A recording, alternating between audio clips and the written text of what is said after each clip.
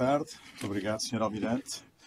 De facto, estando em Florença é difícil de estar aqui à terça-feira, mas e também e sobretudo do simpósio sobre a História do Oriente, que foi organizado pelo meu colega e amigo e outras pessoas, o professor Vítor Rodrigues, de que fiz parte do Conselho Científico, se não me engano, será a designação certa neste caso, mas que não pude estar presente e tenho muito gosto em estar aqui hoje presente. É uma honra apresentar um pouco do meu trabalho aqui hoje.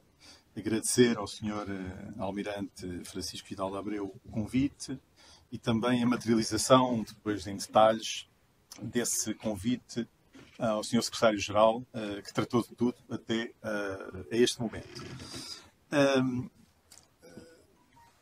O que gostaria de fazer hoje, no título genérico, Um naufrágio e um sonho entre Macau e Nagasaki, em 1685, é, num modelo um tanto próximo da história, da microhistória, explorar no detalhe um incidente que ocorreu em Macau, em 1685, já por aqui, uma conhecida imagem de Macau do livro de António Bocarro, 1635, de que de certo toda a gente na sala conhece, e é um incidente que se inscreve no tempo curto, são 6 meses, entre março de 1685 e setembro do mesmo ano, e que consiste no seguinte: há um naufrágio de um punhado de japoneses em Macau, em 1685, e todos os acontecimentos que se desenrolam em função desse incidente, até setembro, em que fica concluído,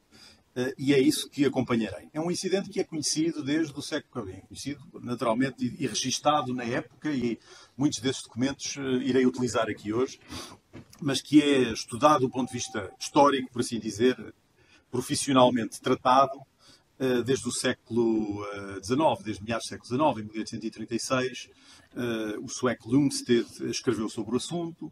Depois, no Macau Histórico, Montal de Jesus, em 1902, também escreveu sobre este assunto, e durante o século XX muitos autores, incluindo eu, escrevi, enfim, um parágrafo, normalmente um parágrafo, 2 parágrafos sobre o incidente, que de facto não mudou a história das relações entre Macau e o Japão, mas que é um incidente curioso, com várias ramificações, e é nesse contexto que gostaria de o explorar hoje, tentando trazer à colação fontes de várias origens.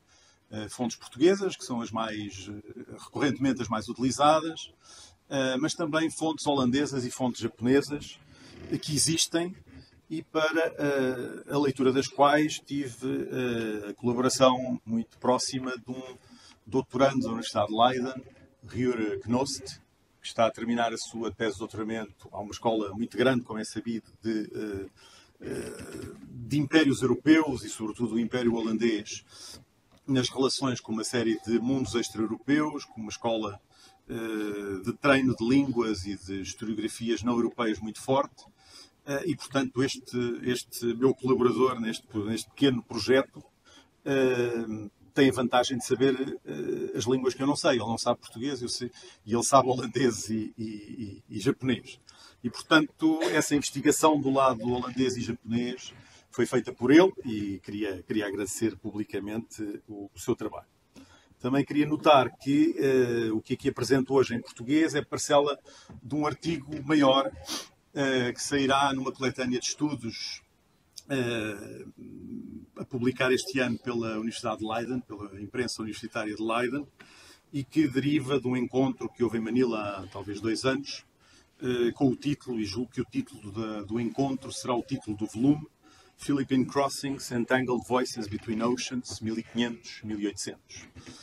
E nesse paper, e nesse artigo, exploro mais 2 casos semelhantes. Não 2 naufrágios, mas 2 casos semelhantes. Ou seja, a estratégia descrita desse trabalho é no sentido de escolher 3 episódios e depois de os relacionar, não só na introdução, dando-lhes um certo contexto. Todos eles passam no século XVII, todos eles no Mar do Sul da China e no Mar do Japão, todos eles incluindo uma pluralidade de atores, portugueses, holandeses, espanhóis, a partir das Filipinas, chineses, japoneses, e, portanto, é esse o espírito desse trabalho, que é um tríptico, e aqui apresentarei apenas uma parte desse trabalho, em que, apesar da pluralidade de atores, não é tão plural como a soma dos 3 casos, onde de facto há uma diversidade bastante maior. E queria notar que, para as pessoas que têm seguido um pouco o que eu faço, saberão certamente que trabalhei sobre Macau e sobre estas áreas, que trabalho sobre o século XVI e XVII, sobretudo, raramente me aventuro no XVIII, e que trabalhei sobre estas áreas com mais intensidade há já alguns anos, os anos vão passando, já há alguns anos, e que nos anos mais recentes voltei a publicar sobre a Ásia do Sul e sobre temas mais continentais do que marítimos. Publiquei 2 livros sobre o Império Mogol, as relações dos portugueses com o Império Mogol no norte da Índia, que são que era uma potência continental, mas com dimensões marítimas que tocaram os portugueses. E, portanto, há ali um jogo nesse meu trabalho anterior entre, digamos, a dimensão continental de um grande império e o que é que os portugueses fazem com isso, como é que lidam com isso, e a nova dimensão marítima desse império, que toca naturalmente os portugueses em 2 lados da Índia, no que era na altura o sultanato do Gujarat, conquistado pelos mogóis, e o sultanato do Bengala, no outro lado, na outra costa, também conquistado pelos mogóis nos anos de 1570. E, portanto, trabalhei mais sobre esse aspecto nos anos recentes. E quando com o Sr. Secretário-Geral trocámos mails sobre que tema apresentar, quando se chega já à nossa idade, já há uma carteira de coisas que a pessoa pode recuperar, pensar, ou projetos que seguem, ou coisas que que ficaram na gaveta, por assim dizer, e pensei, como tinha apresentado isto em Manila e o trabalho ia ser publicado, pensei recuperar não só esse trabalho, mas um pouco o tema, e também devo dizer, e 2 aspectos aqui. Primeiro, que esta parcela da minha investigação desse contexto se inscreve num projeto e num trabalho que tem 30 anos. Começou com um projeto de escrita de história de Macau, com o professor Teodoro de Matos, em Macau, há 29 anos, e que depois se materializou numa história em vários volumes, de história dos portugueses no Extremo Oriente, publicada pela Fundação Oriente uns anos depois, ou mais de uma década depois. Não é? Portanto, é um pouco a arqueologia onde há trabalho de vários autores, onde eu fiz muita parte de Macau do século XVI, XVII e um bocadinho do XVIII. E, portanto, é essa a genealogia desta pequena parcela de que vamos falar hoje. E também devo dizer que quando escolhi o tema e quando pensei em concreto que tema seria mais interessante para um auditório de história marítima, por definição, e voltei um pouco ao Extremo Oriente nesse contexto, pensei no embaixador João de Deus Ramos, que conheço e que era amigo desde essa fase, no início dos anos 90 em Macau, e que estou certo que teria gostado deste tema, escolhi-o um pouco em função dele, não adivinhando que não estaria entre nós agora. E, portanto, é um pouco a minha homenagem, a minha conferência será um pouco uma minha homenagem ao embaixador João Deus Ramos, que era vice-presidente da classe de História Marítima, da Academia, e com isto também quero homenagear e felicitar o seu sucessor, que também conheço há mais de 30 anos, provavelmente. E pronto, este é o contexto da apresentação que vou ler e que tem, enfim, será ilustrada por imagens que muitos de vós conhecerão, com certeza. Macau alvoroçou-se no dia 10 de março de 1685 com a notícia de um navio que havia naufragado na Ponta da Macareira, ilha fronteira à Península de Macau. Aqui o mapa anexo às advertências, o título do documento. Advertências ao rei Dom João IV, por Jorge Pinto de Azevedo, morador na China, de 1646, confere destaque. Portanto, está aqui. Aqui está a ilha nesse mapa de 1646. Os homens encarregados de ir a bordo do navio naufragado, e cito um dos documentos que citarei mais adiante e que identificarei mais adiante, que se achou ser quase do feitio de soma destroncado de 800 até 1000 picos, portanto era esta a descrição do navio, agiram com cautela, pois desconheciam de todo o que os esperava. Mas o receio não tardou a desvanecer-se perante a visão de 12 japoneses, assustados e famintos, de joelhos no chão e mãos no mar. O acontecimento causou grande alarido em Macau, porquanto os portugueses haviam sido expulsos do Japão quase meio século antes, em 1639, e todas as tentativas de reatar relações políticas e comerciais haviam falhado. Este texto tem notas de rodapé e aqui aproveito para fazer uma pequena nota para sublinhar que estas tentativas estão estudadas, estão identificadas e talvez o pioneiro desse estudo tenha sido Charles Boxer, que trabalhou concretamente sobre a de 1640, a tentativa de 1640 e a de 1647, publicou sobre ambas, com documentos, e se não erro, pelo menos na de 47, também explorando textos japoneses, língua que ele conhecia. E, portanto, há aqui um certo paralelismo nesta tentativa de olhar para um episódio e de ter uma espécie de aproximação total em termos de fontes a esse episódio. É bem conhecido o papel central da viagem do Japão e, sobretudo, a sua última etapa entre Macau e Nagasaki, quanto à economia e à vida cotidiana daquela cidade. Assegurando a troca regular de seda chinesa por prata japonesa, a nau do trato, ou o navio negro, tal qual os japoneses o representaram em vários biombos da época, e aqui apenas um deles, um exemplo, revelara-se insubstituível, ainda que os homens de negócio de Macau tenham logrado explorar engenhosamente vários mercados asiáticos alternativos, vários mercados alternativos na Ásia do Sueste desde 1640. Também é um aspecto que está bem estudado, sobretudo desde o livro fundador de George Brian de Souza, em 1986, chamado A Sobrevivência do Império, que estuda como é que Macau se rejuvenesceu de alguma forma e se reagiu à perda do comércio de Malaca em 1639, do Japão, e a perda de Malaca em 1640, e, portanto, dois momentos muito próximos no tempo e muito críticos para a cidade. Assim, e para mais, tendo o naufrágio ocorrido na véspera do Domingo da Cruz, o acontecimento não tardou a ser visto na católica Macau como um verdadeiro milagre. Às 8 da noite desse mesmo dia 10 de março, os japoneses foram trazidos ao edifício da Câmara Municipal. Aqui uma imagem conhecida, chamada Fotografia de Macau, no início do século XVIII, do que é hoje o Leal Senado, uma versão muito chinesa do edifício, ou do predecessor do edifício que hoje se lá encontra. O Senado da Câmara, instituição representativa por excelência do poder da cidade enquanto república mercantil que era, tomou imediatamente a iniciativa, ainda que em coordenação com o capitão-geral de Macau, Belchior Amaral de Menezes. Ao longo dos 3 meses seguintes, Francisco Fragoso, o escrivão da cidade, dedicou-se a registar por escrito as iniciativas e decisões adotadas, tendo em vista o regresso ao Japão dos 12 náufragos. Nutria-se em Macau a esperança um tanto ingênua de que, como sinal de boa vontade relativamente aos portugueses, o regime Tokugawa reconsiderasse a proibição de 1639 e, consequentemente, se pudessem retomar as relações comerciais entre Macau e o Japão. Os sobreviventes foram então alimentados e vestidos, tendo-lhes sido atribuída uma casa. A preocupação imediata do Senado da Câmara era, claro está, encontrar alguém em Macau que pudesse falar com eles na sua língua materna. Ao que parece, a única pessoa que na cidade falava japonês em 1685 era, cito o documento, que vou citar muitas vezes, o relatório de Francisco Fragoso, do escrivão, uma velha jápua, fim de citação, filha de um japonês que se havia estabelecido em Macau muitos anos antes. De início, esta mulher não parecia lembrar-se da língua, mas aos poucos ganhou confiança e não demorou muito tempo até que os náufragos japoneses se sentissem à vontade, tanto com ela como com os seus anfitriões. Esta anónima japonesa foi de imediato escolhida para servir permanentemente de intérprete dos seus conterrâneos, e foi então que os portugueses souberam o nome dos seus inesperados hóspedes e, bem assim, a sua proveniência.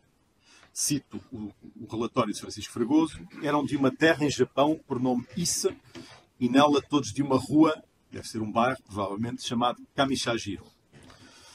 Ficou a saber-se também que o navio naufragado navegava em direção a Nagasaki, carregado de tabaco, quando foi atingido por uma tempestade.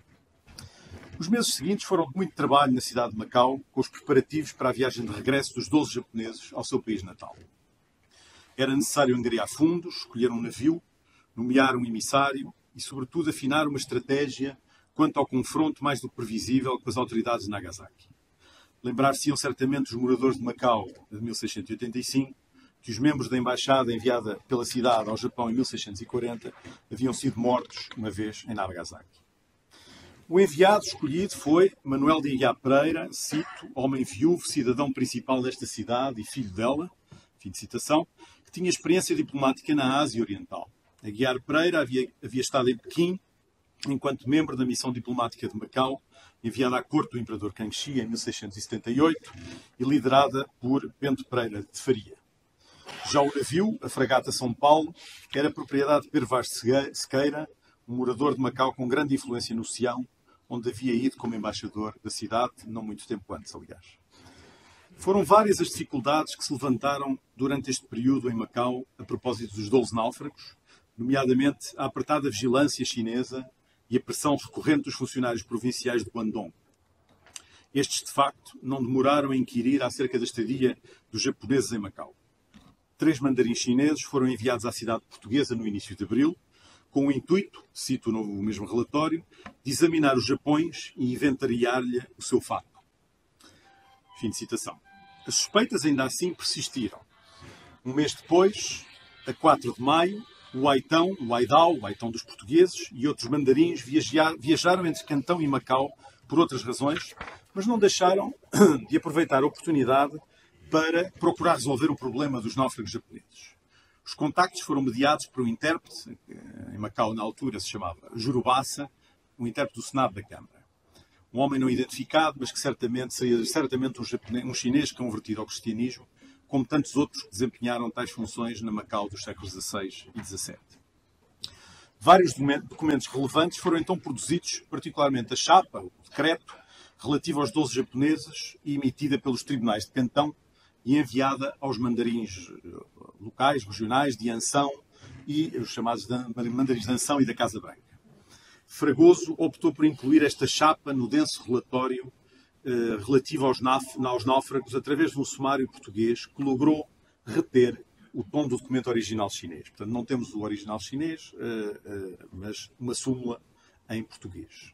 O sumário em causa refere-se aos holandeses como pessoas, e cito, com olhos de gato e cabelos vermelhos. Fim de citação.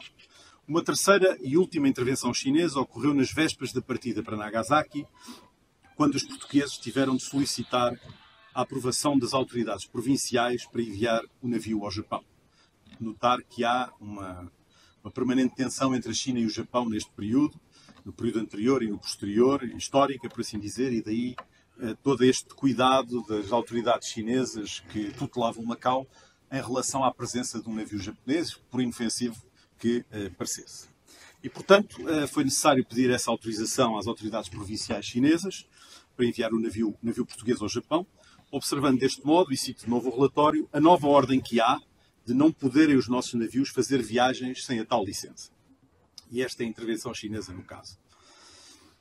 3 meses decorridos sobre o naufrágio, a 13 de junho de 1685, a fragata São Paulo deixou finalmente Macau, levando a bordo os 12 náufragos e uma tripulação de 47 portugueses, embora nem todos fossem portugueses, digamos. Os jesuítas tentaram enviar um padre, mas a cidade rejeitou de imediato a ideia, tendo em conta o forte sentimento anticristão que certamente dominava em Nagasaki. Para além do emissário da cidade, Manuel de Aguiar Pereira, seguiam 4 oficiais, 5 soldados, 24 marinheiros, 12 africanos e asiáticos ao serviço de vários indivíduos portugueses e o intérprete chinês. Este, identificado pelo seu nome cristão, António da Rocha, dominava de certas línguas chinesa e portuguesa, mas ignorava com toda a certeza o japonês. Aguiar Pereira escreveu um relato desta viagem ao Japão, registrando no detalhe as suas ocorrências e, nomeadamente, o que sucedeu em Nagasaki. E aqui, enfim, o título completo dos 2 relatórios que servem de base a esta apresentação e que, enfim, correspondem ao grosso dos documentos portugueses disponíveis. O assento e a memória de Francisco Fragoso, em março de 85, e o relatório que acabei de mencionar, do Manuel de Aguiar Pereira, na conclusão dessa missão a Nagasaki, no regresso, em setembro de 1685, e que é o tempo desta conferência, por assim dizer.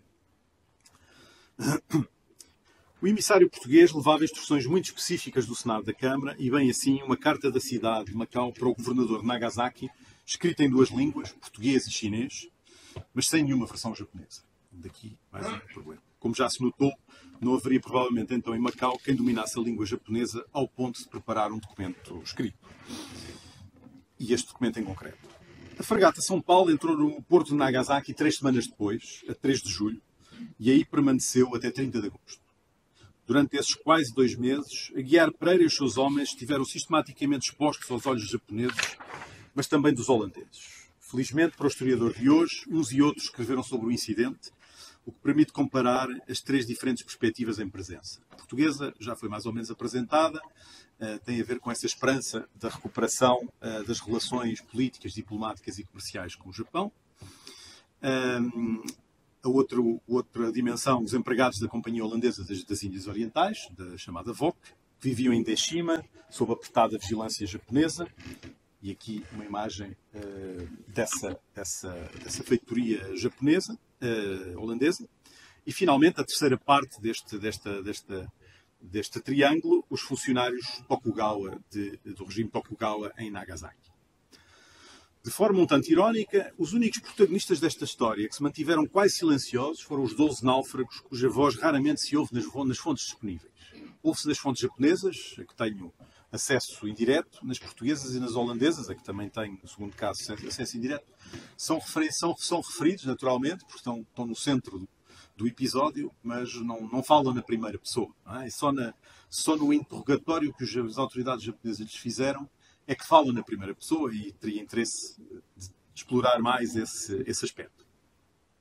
Curiosamente, os documentos portugueses, japoneses e holandeses coincidem quase sempre no que se refere a datas, números, nomes, quantidades e acontecimentos concretos, que é um aspecto interessante quando se fala nesta área de trabalho, numa história comparada de impérios europeus na Ásia, da pluralidade das fontes. É interessante ver até que ponto divergem, até que ponto coincidem, e aqui há um caso interessante de coincidência. Todavia, os ângulos de observação são naturalmente divergentes. As crónicas japonesas focam-se nos perigos latentes da doutrinação cristã. Os documentos holandeses, do seu lado, registram com vivacidade o alarido que a entrada da fragata São Paulo causou em Nagasaki, para além de fornecerem detalhes importantes sobre as conversas entre os intérpretes japoneses e o chefe holandês de Deshima relativamente à chegada dos portugueses. A tripulação da fragata São Paulo nunca foi autorizada a sair do navio durante a sua estadia de 2 meses em Nagasaki. Os portugueses nunca se encontraram com o governador de Nagasaki, e todos os contactos tiveram lugar a bordo com um funcionário identificado como sendo secretário do governador, a deslocar-se incessantemente entre a cidade e o navio. Este secretário vinha habitualmente acompanhado de 4 intérpretes responsáveis, tanto por traduzir as conversas entre japoneses e portugueses, como por apurar aquilo que os homens de Macau diziam entre eles. E o relatório do Manuel Aguiar Pereira dizia que vinham para escutar, não é? Portanto, como informadores, como espiões. Incidentalmente, o mais veterano dos intérpretes, um homem de 77 anos chamado Kichi Zaimon, esta é a versão portuguesa do seu nome, e é identificável noutras fontes, é um homem chamado Kafuku Kichi Zaimon, era um velho conhecido dos portugueses, porquanto com eles tinha lidado intensamente em Nagasaki antes do édito de expulsão de 1639. Seria então muito jovem, como é óbvio. É identificado no relatório de Aguiar Pereira como o Jurubassa amigo dos portugueses. Mas se considerarmos esta figura aos olhos dos holandeses, porque do lado português há sempre uma espécie de cumplicidade entre os dois, mas se o olharmos do lado das fontes holandesas, Kichi Jaimon é o nome japonês, ou a corruptela japonesa do seu nome, que manteve contacto sistemático com a feitoria holandesa de Deshima durante a permanência da fragata São Paulo no porto de Nagasaki, parece muitíssimo perturbado pela presença dos portugueses. E a citação, em tradução minha portuguesa, da versão inglesa deste historiador holandês que me ajudou, dá o seguinte: estava tão preocupado que mal conseguia falar. Portanto, aqui as duas versões não jogam bem. A portuguesa muito interessada em vincar a cumplicidade entre o antigo intérprete e os homens agora chegados de Macau, e a versão holandesa dizendo que ele estava muito perturbado, no sentido negativo, com essa chegada. Não é? Portanto, aqui é interessante esta dissonância. Vários escrivães, nomeadamente aqueles que estavam encarregados de redigir um relatório e registar o testemunho dos portugueses, cito o relatório português assim identificado, escrivães do informe ou depoimento que nos tomaram, encontravam-se sistematicamente presentes nestes encontros e tomavam nota de tudo quanto se passava, tal qual Manuel de Aguiar Pereira sublinha no seu texto. A postura anticristã dos Tokugawa continuava bem viva por estes anos e o relatório do enviado português não deixa de assinalar todas as suas manifestações. Daí a preocupação constante com a segurança que levou os japoneses a contar todos quantos se encontravam a bordo, a confiscar todas as armas e munições e até a remover o leme da fragata. Daí também que tenham perguntado a Aguiar Pereira se trazia alguma petição dirigida ao rei do Japão, porquanto suspeitavam, fundadamente aliás, que os náufragos não passavam de um pretexto para uma tentativa de regresso dos portugueses ao Japão. O relatório de Aguiar Pereira espelha uma certa obsessão japonesa com o controlo, a enumeração, o precedente e o registro. Em última análise, este documento veicula fragmentos e princípios de uma ordem do mundo japonesa que Macau não se atrevia, obviamente, a desafiar, e muito menos neste contexto. Ainda assim, os homens a bordo da São Paulo estavam muito atentos a eventuais sinais de flexibilidade por parte dos funcionários japoneses com quem interagiam, sobretudo o secretário e o velho intérprete que os portugueses queriam, entre aspas, de novo a citação, inclinado a favorecer as nossas coisas. Chegados de Macau após uma ausência de quase meio século e sem terem tido a oportunidade de abandonar a fragata e deambular por Nagasaki, os portugueses não se aperceberam certamente, nem desse fenómeno lograriam tirar vantagem, da tensão latente entre uma cidade autogovernada, por assim dizer, aberta ao comércio com o exterior, e a perspectiva rígida do shogunato, que desde a capital, em Edo, via aquela cidade portuária como lugar de corrupção, contrabando e deboche. E há uma vasta literatura, até em inglês, sobre este assunto, sobre a contradição de uma ordem político-ritual representada pela capital e depois de um mundo que, aos olhos estrangeiros, continua a ser muito inflexível, o mundo marítimo, do comércio de Nagasaki, mas que aos olhos dos japoneses é visto como uma corrupção do modo de vida japonês e dessa ordem estabelecida a partir da capital. O secretário deslocou-se a bordo a fim de preparar um inventário detalhado dos pertences dos 12 japoneses, apondo um pedaço de papel em cada caixa com a indicação do respectivo conteúdo. Antes de deixarem a fragata e entrarem em Nagasaki, os náufragos foram obrigados a despir-se para que fosse claro que nada ocultavam. Uma vez na cidade, foram presos e interrogados, sendo que o seu testemunho, pelo menos através das fontes holandesas e japonesas, coincide largamente com as palavras de Francisco Varagoso. Afirmaram, exceto naquele detalhe que falei há pouco, afirmaram que eram originários da aldeia de Jinja, situada no condado de Watari, província de Ise. Haviam sido bem tratados em Macau e tinham sido trazidos de volta ao Japão, graças, como eles notaram, ao grande respeito dos portugueses pelos japoneses. Relativamente à sua intérprete em Macau, os sobreviventes do naufrágio disseram, e cito do relatório de Aguiar Pereira, que ela se recordava um pouco da língua japonesa, também coincide com o texto português. Tendo mais de 70 anos, cito de novo, era originária de Nagasaki e filha de um português que fora forçado a abandonar a cidade, estabelecendo-se em Macau. Fim de citação. Mas o que as autoridades locais queriam verdadeiramente saber prendia-se com a religião e a probabilidade de ter ocorrido, nos 3 meses passados em Macau, um processo de contaminação religiosa, por assim dizer. Os náufragos, todavia, negaram ter discutido o que quer que fosse sobre a doutrina cristã, enquanto permaneceram sob custódia portuguesa. Os 12 homens foram então libertados e autorizados a regressar às suas casas, ainda que estivessem em estado muito perto de ser mortos, e os textos japoneses e holandeses notam isso mesmo. Não foram obrigados a desfilar vestidos em roupas portuguesas, exóticas, digamos, ao contrário dos náufragos japoneses do navio Shinshomaru, que em 1792 foram exibidos em Edo e forçados a fazer de russos, 10 anos depois de arribarem à ilha de Amchitka, no sudoeste do Alasca, e de uma longa permanência no país de Catarina a Grande. Há um relato japonês sobre este naufrágio que ocorre um século depois. Foi traduzido, foi publicado em francês pelo Michel Chandaigne, portanto é disponível nos anos 2000 ou nos anos 90, não estou certo. E o que é interessante é o texto, que é escrito por um japonês, deste grupo de náufragos, e é interessante as imagens, muitas imagens que acompanham o relato, esta é uma delas, em que se vê justamente o próprio autor do texto a desfilar vestido à russa, digamos, e uma parte da população, da multidão, a assistir a isso como se fosse um espetáculo, não é? No caso no caso dos náufragos japoneses em Portugal, que passaram algum tempo, não anos, mas meses em Macau, isto não terá sucedido. Mas faz parte de um tema que é interessante, não só no Japão, mas noutros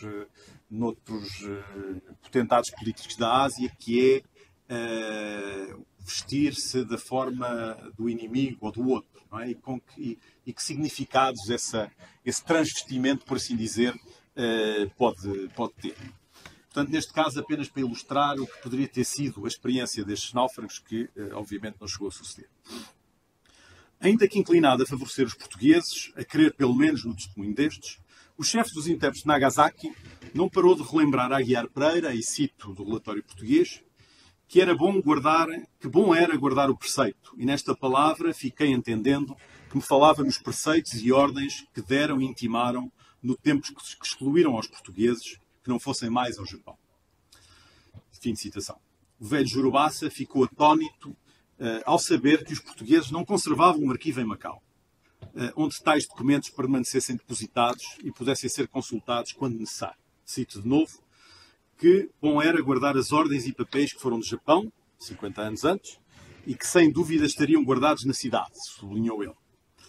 É claro que a cidade de Macau dispunha de um arquivo, de vários até, dependendo das instituições, mas Aguiar Pereira procurava defender-se, persuadindo o seu interlocutor do oposto. Respondeu, por conseguinte, que tais papéis não existiam na cidade, o que causou grande surpresa ao intérprete. Cito de novo. Como pode ser se sabemos que Portugal é onde assiste o rei dos portugueses e, desta banda de cá, Macau é a cabeça de todas as terras da Índia e é força ter arca para guardar todos os papéis de negócios. Fim de citação. Aguiar Pereira replicou, notando, cito de novo, que Macau não era a cabeça de todas as terras da Índia e que a cabeça era a cidade de Goa, onde assistem os vice-reis. E todos os papéis, quantos vão a Macau, por qualquer via que seja, todos se vão apresentar ao senhor vice-rei à cidade de Goa. Ficaram todos satisfeitos com esta resposta, diz o Manuel Aguiar Pereira. Fim de citação. O enviado de Macau tentava dissimular como podia, mas é pouco provável que todos tenham ficado realmente satisfeitos com a sua resposta. Os portugueses foram então sujeitos a um intenso questionário, muito na linha do procedimento japonês no que respeita aos estrangeiros nesta época. Se compararmos neste particular o relatório de Aguiar Pereira com aquilo que sabemos relativamente às formas de recolha de informação junto de chineses, coreanos e holandeses em Nagasaki, informação que seguia para Edo logo depois, depressa reconhecemos um padrão semelhante.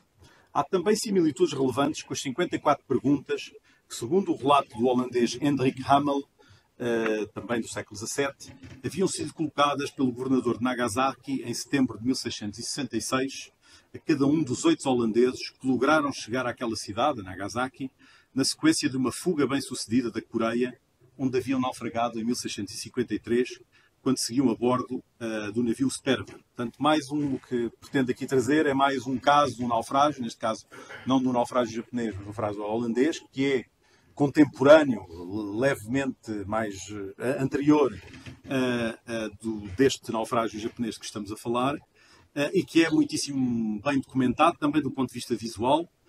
Este relato foi publicado, deste naufrágio na Coreia e da fuga dos seus sobreviventes para o Japão, foi publicado em Amsterdão no século XVII, julgo até que mais que uma edição, e com traduções em alemão. Tem várias gravuras interessantes, esta é uma delas, e pretende representar o rei da Coreia, os náufragos holandeses, numa posição obviamente de submissão e inferior, e o texto está traduzido para inglês, e é um texto relativamente curto, onde também tem essa lista de perguntas a que fiz referência. E é interessante, talvez curiosa, a imagem daquela figura que está por trás do pretenso rei da Coreia, que é uma figura vestida à holandesa. Eles explicam também no texto que era um holandês que vivia na Coreia há muito tempo e que fazia de intérprete. E, portanto, é engraçada a inclusão do holandês como homem de mão, por assim dizer, do rei da Coreia, traduzindo, e os náufragos holandeses, numa posição, obviamente, submissa, que faz lembrar um pouco a caracterização dos japoneses, dos 12 japoneses náufragos na Ilha da Macareira, quando os portugueses os descobriram, também de mãos no ar e ajoelhados, e, portanto, mais uma vez, tentar suplementar a falta de documentos visuais do caso português com coisas muito parecidas que se passaram na mesma região, na mesma época ou no século seguinte. O inquérito aos portugueses incluía questões como as seguintes. Existem padres no reino da China? Qual é o nome do rei de Portugal? Estão em guerra com os castelhanos? E com os turcos? Qual é a cabeça dos vossos domínios na Índia? E há sede em Portugal? O que fariam se acaso o imperador do Japão permitisse que regressassem ao Japão ou se lhes ordenasse mesmo que viessem? Portanto, há muito mais perguntas. Este é um resumo desse questionário. Na sequência deste intenso interrogatório, e ainda a crer no relatório português, os escrivães, cito, gastaram muito tempo em fazer e compor bem o informe, em que tiveram muito trabalho para levar ao governador e mandar o próprio à corte de Endo ao imperador. Fim de citação. Um mês volvido, a 6 de agosto, os japoneses vieram a bordo da fragata São Paulo a fim de anunciar a decisão de Edo. Os portugueses não seriam executados. Seriam antes enviados de volta a Macau, mas desde que nunca mais tentassem regressar ao Japão. O verdicto do Shogun foi lido em voz alta diante dos intérpretes japoneses por um dos funcionários que se havia deslocado a Edo a fim de submeter o relatório. A leitura do verdicto constitui um momento assaz cerimonioso que o emissário português não deixou de captar. E cito, todos se puseram diante dele, portanto, desta figura que trouxe o relatório que o leu, com os olhos e as mãos no chão, com as cabeças baixas e postos nesta postura, tirou um papel do seio e o leu a eles brandamente. Os mais estavam com muito silêncio ouvindo, e a cada palavra respondiam todos os jurubaças. Vale o mesmo que sim. Fim de citação. Manuel da Guiar Pereira pediu para guardar o original, ou ao menos uma cópia do despacho, mas os japoneses recusaram.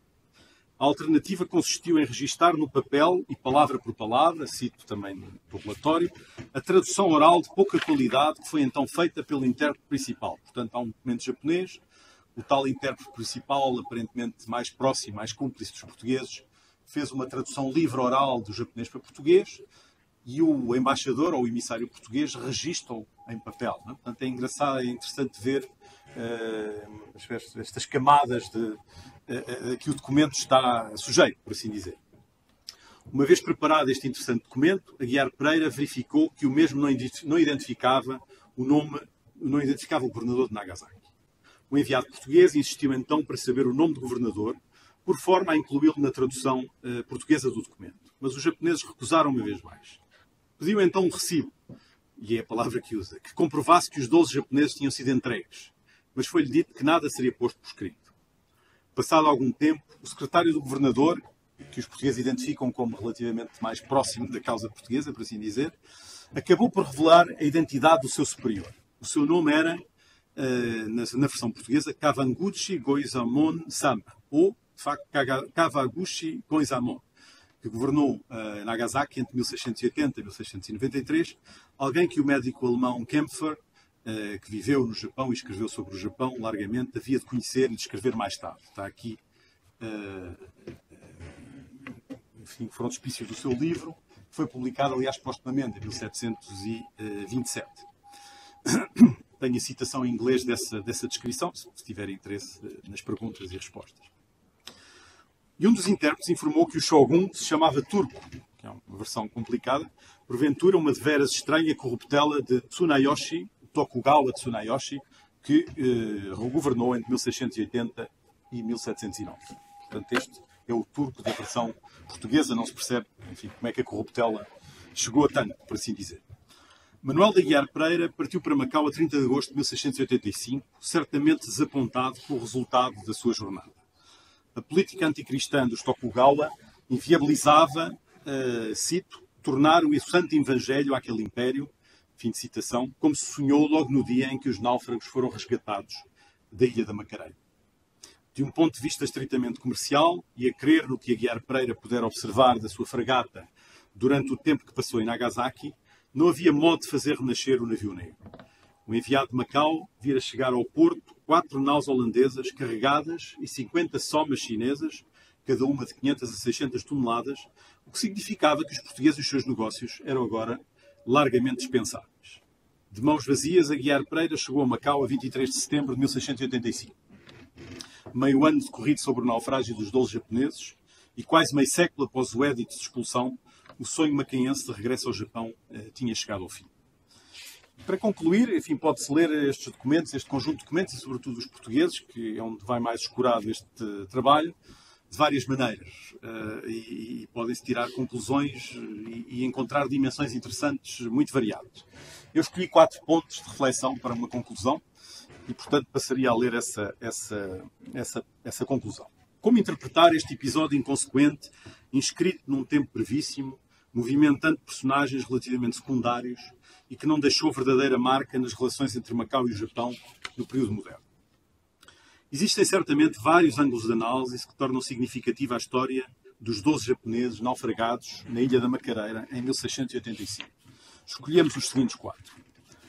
Destaca-se, desde logo, a diversidade dos protagonistas do incidente, entre grupos nacionais, por assim dizer, japoneses, portugueses, holandeses e chineses, e grupos sociais, que são vários. Os mercadores remediados, que naufragaram, os intérpretes de várias origens e competências, a tripulação da fragata São Paulo, também ela muito diversa, as anónimas multidões que em Macau e Nagasaki se juntaram para admirar os náufragos e os estrangeiros, os membros mais ou menos destacados da elite política e administrativa de Macau e de Deshima, as autoridades provinciais de Cantão e Nagasaki, o próprio Shogun a partir de Edo.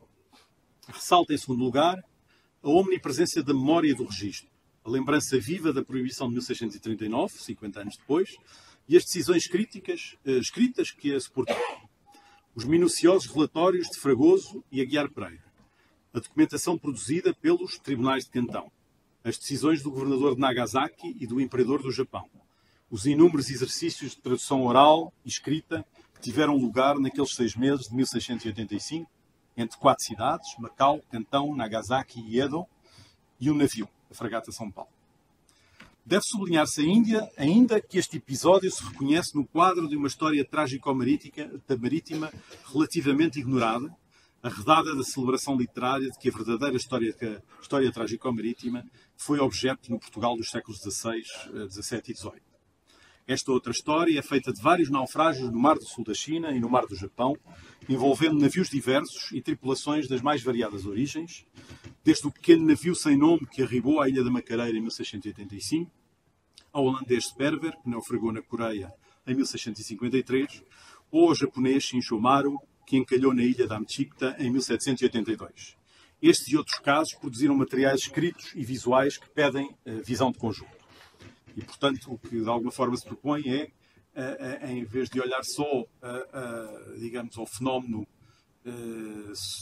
muito sólido do ponto de vista histórico e literário de uma história trágico-marítima portuguesa, há aqui uma história muito mais partilhada, em mares bastante afastados da Índia, e onde tem vários intervenientes e onde o papel dos portugueses se dilui, mas ao mesmo tempo se entende melhor em conjugação com muitos outros protagonistas. Por último, o episódio de 1685 pode abordar-se na perspectiva da história das emoções, hoje muito em voga.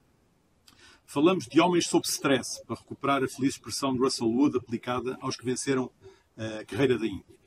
Neste caso, no caso que estudei aqui, homens fechados 2 meses numa fragata ancorada no porto de Nagasaki, em ambiente hostil e de constante vigilância. Mas falamos também da tensão, medo, ansiedade, expectativa, esperança e desilusão que tocou certamente de modo desigual os vários intervenientes desta história e que ressumam os vários documentos que a ilustram. Muito obrigado.